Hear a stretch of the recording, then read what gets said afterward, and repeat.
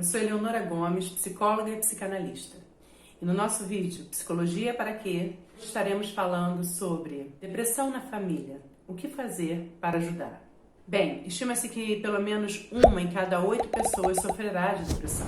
E em minha experiência na clínica psicanalista, enquanto psicóloga, eu percebo que por vezes as famílias não sabem como lidar com esse fenômeno que está trazendo tanto sofrimento àquele familiar. E não só o familiar que está depressivo, que foi diagnosticado com depressão, está em sofrimento, mas também toda a sua família, que não sabe como lidar com isso.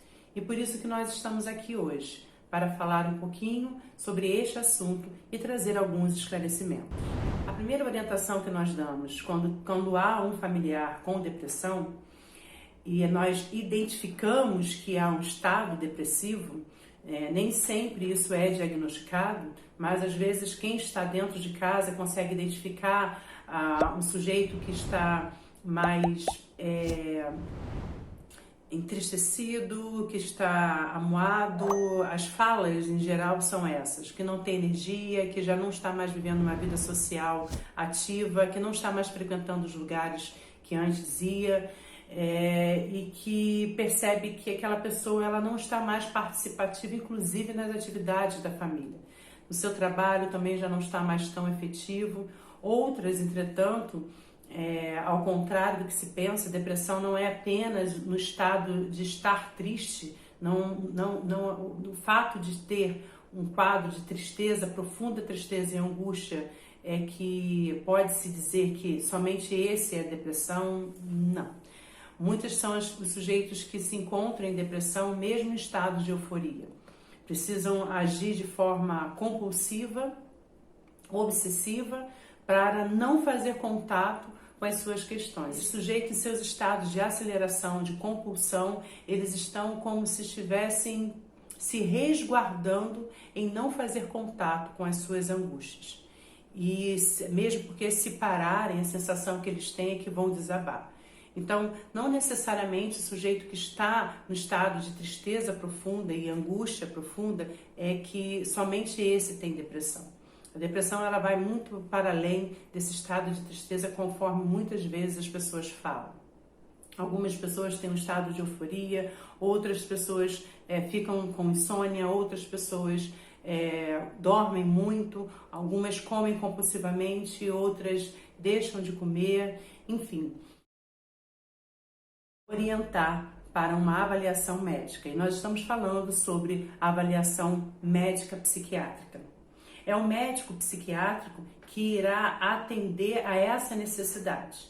Ele irá fazer a avaliação necessária e, se for preciso, fará inclusive a prescrição medicamentosa. Nós estamos falando dos psicotrópicos, que em geral são medicações que demoram um tempo para fazer efeito.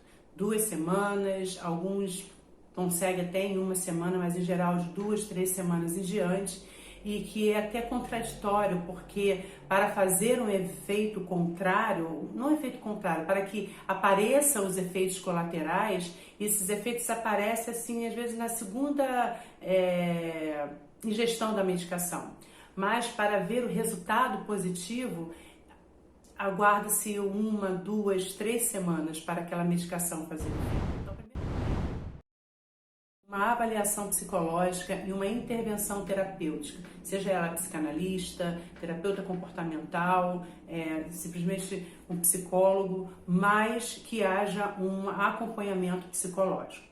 Existem casos de depressão que iniciam em pouco tempo, com 2, 3 semanas, 1 mês, em que apenas uma intervenção psicoterapêutica é o suficiente. Em outros casos, que já são mais graves e que já estão causando maiores prejuízos, se faz necessário um acompanhamento tanto psicológico quanto psiquiátrico.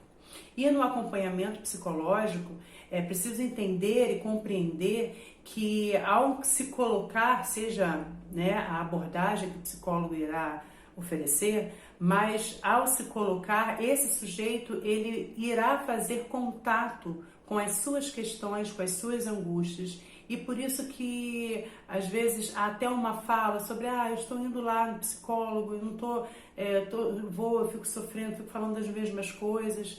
E é até interessante falar, porque tem um texto do Freud, que fala em repetir, recordar, elaborar, que fala exatamente sobre essa questão do sujeito no setting analítico, ele está sempre trazendo a mesma informação, as mesmas circunstâncias, as mesmas lembranças em sua narrativa.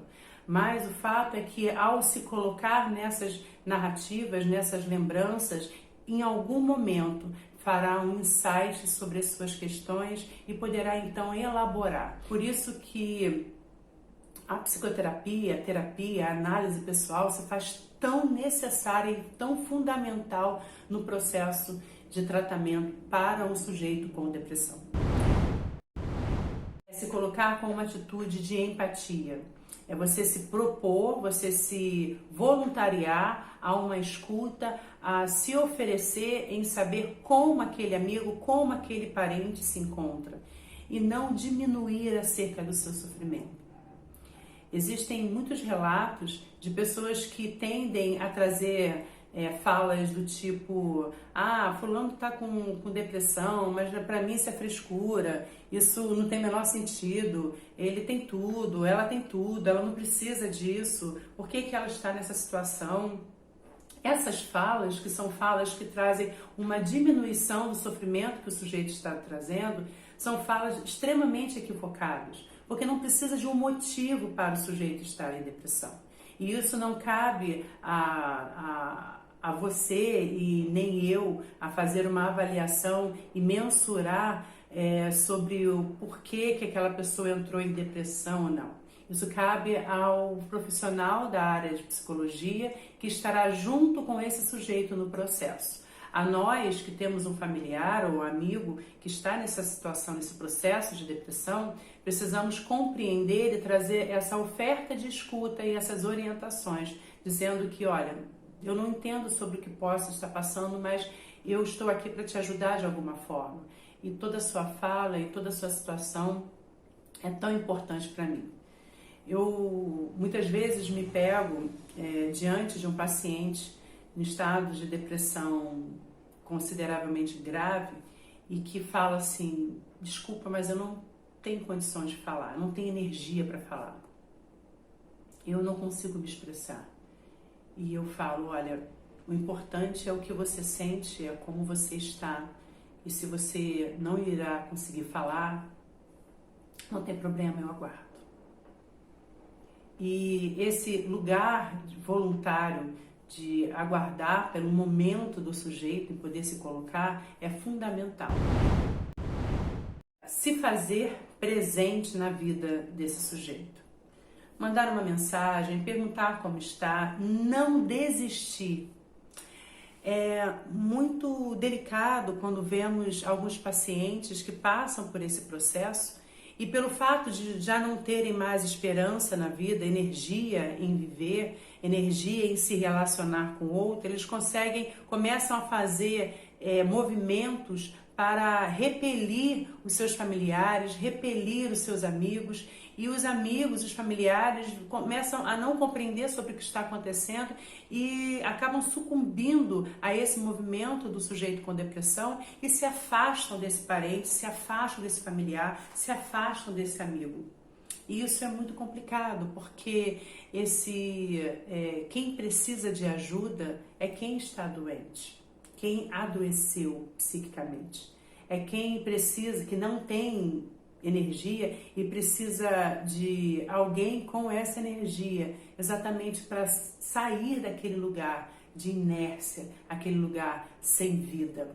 Então, oferecer para estar junto, se fazer presente na vida desse sujeito é fundamental.